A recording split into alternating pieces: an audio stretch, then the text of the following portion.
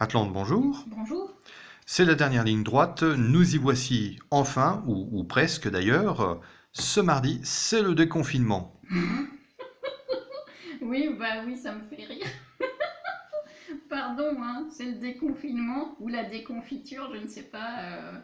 Enfin, si, c'est plus le deuxième que le premier. Donc déconfinement, mais assigné à résidence en mode couvre-feu à 20 heures, quoi. Donc bah, la France d'aujourd'hui, moi ça me fait rire parce que je me dis mieux vaut en rire. Un Français sur 5 va très mal psychologiquement. Moi, moi, j'aime bien rigoler, donc c'est vrai que ça me fait rire. Surtout que quand vous en parlez, je vois la tête de Castex. Donc là, tout de suite, je rigole, quoi, parce que ce pauvre gars, il s'est fait décidément avoir. Hein, ça fait des semaines que je le dis. Et là, bon, c'est un clown. Bon, il me fait pitié. Je n'en dirai pas plus, il me fait pitié. Donc, qu'est-ce qu'il va annoncer d'autre? Donc, on a le droit, on a le droit de manger en famille le 24 au soir. Par contre, après, terminé, hein, nouvel an.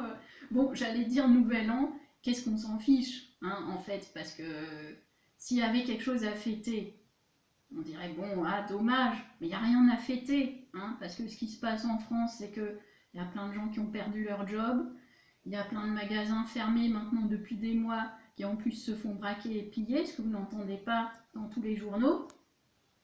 Euh, donc on est à moins 11% de PIB, pardon, moins 11% de croissance pour cette année.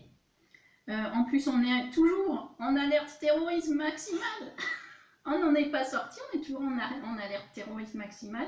Et puis, on a toujours Macron à la tête de notre pays. Donc, si vous voulez, il n'y a pas vraiment de lueur d'espoir pour 2021. Il ne nous reste plus qu'à prier, hein, à allumer des bougies. Ce que je fais, voilà, parce que là, si vous voulez, la solution ne peut plus être que, comment dire, surnaturelle ou transcendante, ou voilà, ne peut plus émaner que de quelque chose qu'on ne maîtrise pas. Voilà, bon, blague à part. En vérité, on pourrait maîtriser cette chose-là. Il y a des manifestations actuellement les samedis, mais ces manifestations, alors si j'ai bien compris, plus ou moins, vont à l'encontre toujours de cet article de loi de sécurité globale. Bon, déjà, alors, la sécurité, certainement pas. Hein. Bon, on est en France, donc sécurité, on peut déjà oublier, parce que sécurité, on n'en a plus dans aucun domaine en France. Hein. Bon. Et puis global, bon, quand j'entends global, ça veut dire du tout et du n'importe quoi.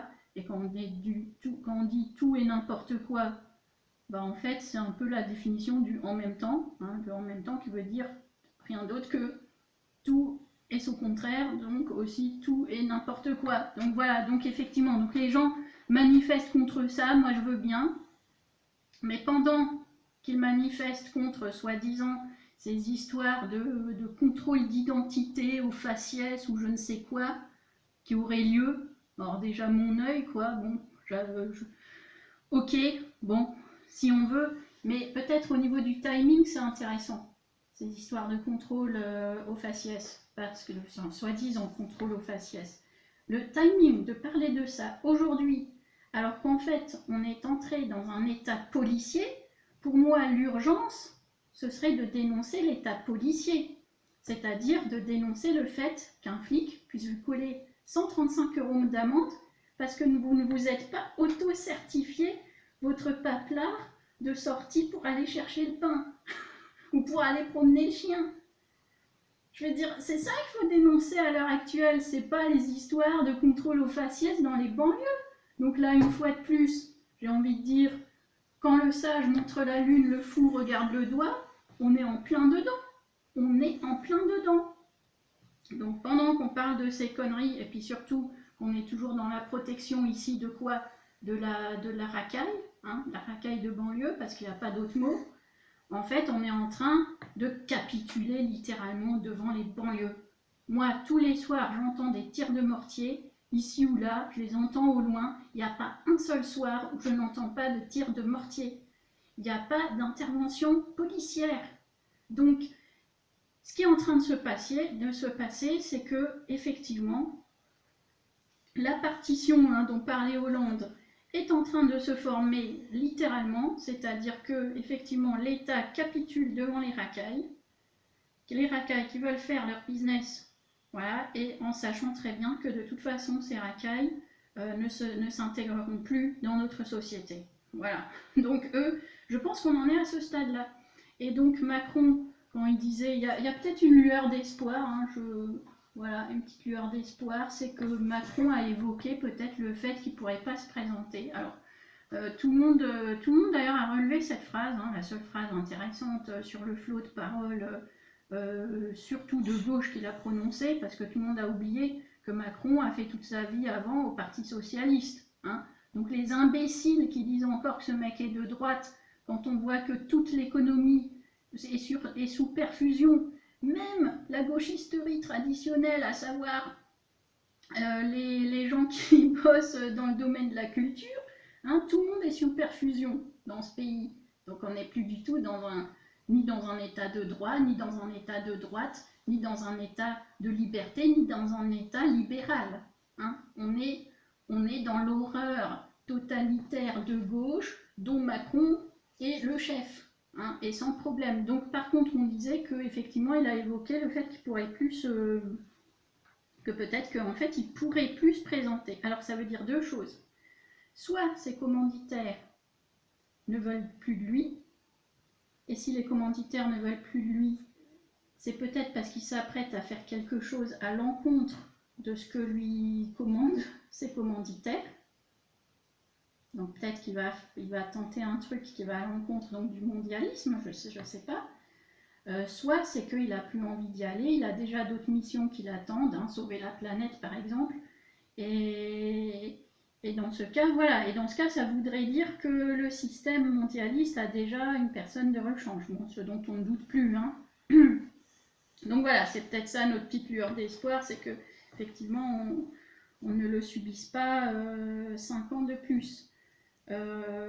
Maintenant, voilà, justement, c'est peut-être la lueur d'espoir, mais en fait, ce qu'il a prononcé comme phrase là était une phrase qui donnait le ton pour 2021. Quand je disais qu'il n'y a rien à fêter, passer de l'année 2020 à l'année 2021, il n'y a strictement rien à célébrer. C'est parce que je pense que 2021 ne va pas être meilleur que 2020, tout simplement. Et d'ailleurs, de plus en plus, on entend parler de ces histoires de planètes. Quand on dit faut sauver la planète, c'est pas anodin, c'est pas un truc en l'air comme ça, une chanson avec des enfants multiculturels, c'est pas ça. Sauver la planète, avant on parlait d'environnement.